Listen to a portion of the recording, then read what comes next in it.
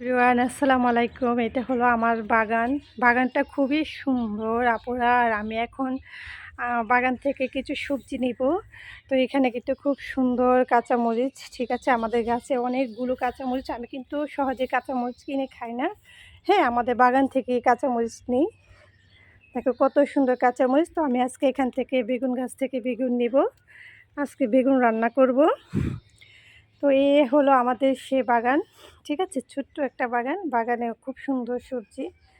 তো আজকে আমি আমার গাছ থেকে বেগুন নিয়ে রান্না করব, যার কারণে কিন্তু ভিডিওটা মেক করা।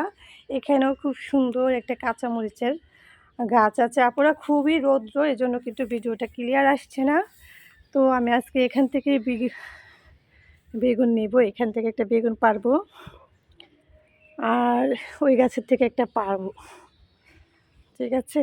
তো আজকে এই বেগুনগুলো রান্না করব, আর কিছু গাছ থেকে কিছু কাঁচামরিচও তুলে নিব, ঠিক আছে? কিছু কাঁচামরিচ তুলে নিব এর জন্য, যে কাঁচামরিচ আমি প্রতিদিনই রান্নার জন্য দুইটা একটা করে নিই। সবগুলো একসাথে কাঁচামরিচ আমি পারি না। দেখো কত সুন্দর কাঁচামরিচ। তো আপুরা আমি এখন বেগুনগুলো কেটে নিচ্ছি। দেখো কত সুন্দর। আর ওই গাছের থেকে নেব দুইটা।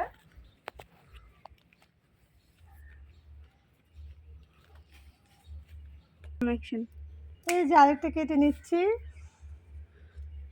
এই যে আরেকটা কেটে নিচ্ছি। এই হলো আমার 3টা বেগুন নিব আজকে, কিছু নিয়ে নিব। আমি প্রতিদিনকে কাঁচামরিচ প্রতিদিনই নিয়ে আপুরা রান্না করি।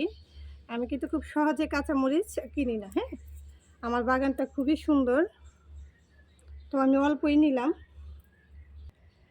তো আপুরা দেখো, অল্প কিছু কাঁচামরিচ নিয়েছি শুধু রান্না করার জন্য, ঠিক আছে? আর 3টা বেগুন নিয়েছি। তো আমি আজকে কি মাছ দিয়ে রান্না করব ডিসিশন নিতে পারছি না। তো ফ্রিজে ইলিশ মাছ আছে, ইলিশ মাছ দিয়ে রান্না করব।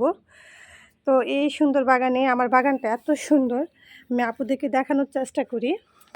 হ্যাঁ, এই বেগুনটা কিন্তু 12 মাস বেগুন আসে আমাদের গাছে, বুঝছো আপুরা? আর বিশেষ করে বেশি ভালো লাগে এই কাঁচামরিচ গাছটা। এটার কাঁচামরিচ এত মজা, এত ঝাল, বাবারে বাবা, মানে খবর হয়ে যায় এটা খেলে, ঠিক আছে?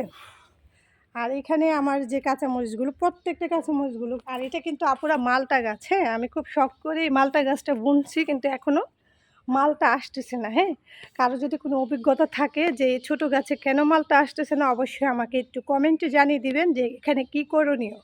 আসলে আমি শখ করে মালটার বিচি দিয়ে আপুরা, হ্যাঁ, মালটার বিচি দিয়ে কিন্তু এই গাছটা আমি বুনেছি।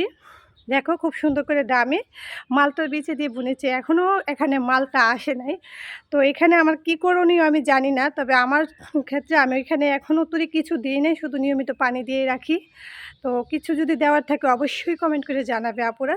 তো আজকের ভিডিওটা এখানেই রাখলাম। সবাই ভালো থাকবেন। আল্লাহ হাফেজ।